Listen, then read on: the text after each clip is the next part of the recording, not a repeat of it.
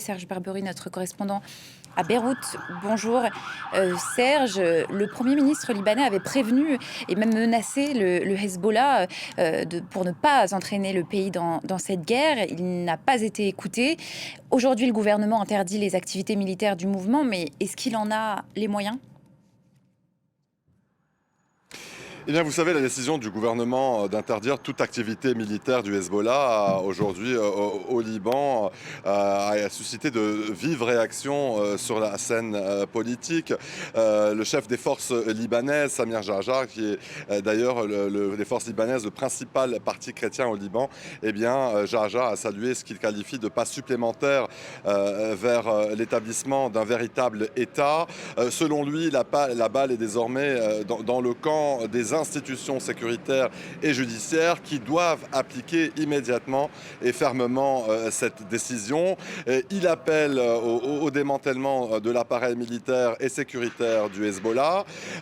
Même tonalité du côté du chef des Kataeb, un autre parti chrétien au Liban. Son chef donc parle d'une décision historique et il estime bien qu'elle doit être suivie de mesures supplémentaires.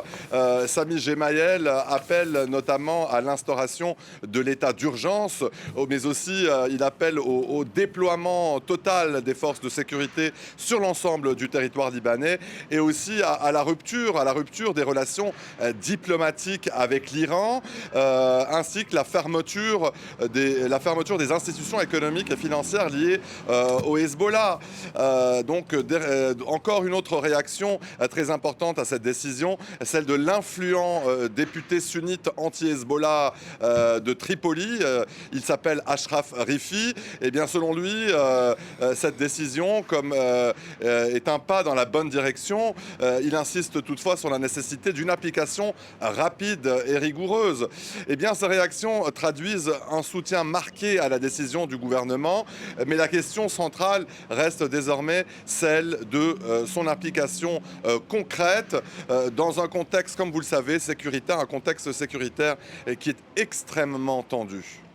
Le Hezbollah qui est représenté au Parlement, Serge, et qui, au gouvernement, dispose d'un vaste réseau. Est-ce que le Premier ministre a le soutien des Libanais pour désarmer le Hezbollah ?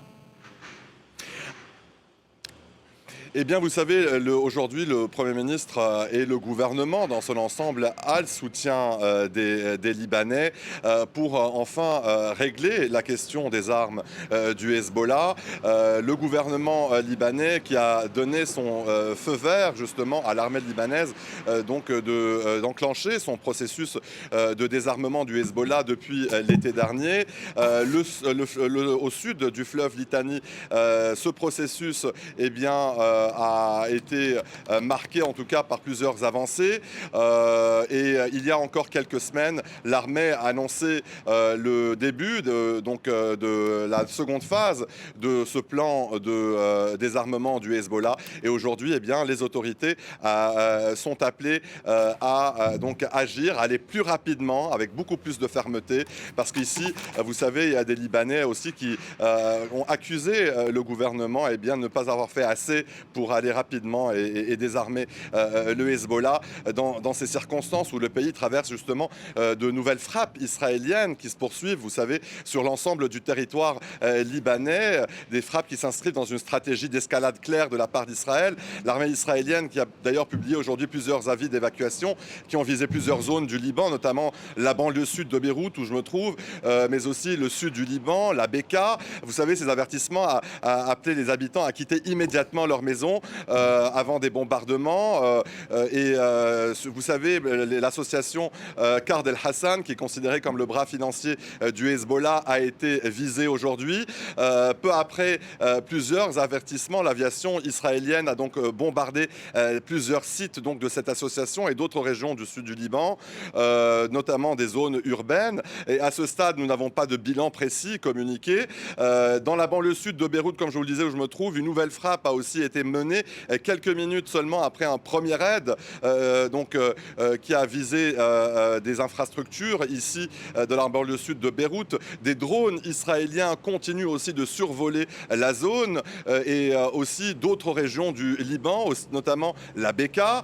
L'armée israélienne, vous savez, elle affirme aujourd'hui avoir éliminé lors de frappes menées la nuit dernière dans la banlieue sud de Beyrouth Hussein Moukaled. Il est présenté comme le chef du renseignement du Hezbollah et le ton est aussi monté sur le plan politique côté israélien. Le ministre de la Défense en Israël, Israël Katz, a multiplié les déclarations menaçantes visant notamment le secrétaire général du Hezbollah, Naïm Qassem. Il affirme justement que Qassem subirait le même sort que le guide suprême iranien Ali Khamenei. Donc c'est vous dire que la situation reste extrêmement volatile avec des frappes qui se succèdent et des menaces qui se durcissent. C'est vrai qu'on a diffusé au début de cette tranche à 15h de Paris les images en direct qui nous parvenaient de la banlieue sud de Beyrouth avec ces nouveaux raids sur justement d'arrier cette banlieue sud. Et on assiste, Serge, à nouveau à ces images de Libanais sur les routes. Première fois qu'on revoit ces images depuis novembre 2024. Tout à fait, la situation a provoqué de nouveaux déplacements de population, notamment depuis le sud du Liban, mais aussi des déplacements depuis la Beka.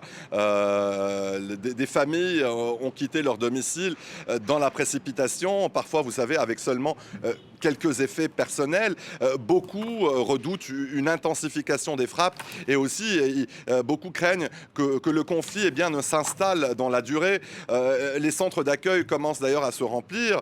Des écoles publiques ont été réquisitionnées pour héberger les déplacés. Dans certaines écoles, les salles de classe ont été transformées en dortoirs improvisés. Et aussi, vous savez, les besoins sont déjà pressants en matelas, couverture, des produits d'hygiène, la nourriture, les médicaments.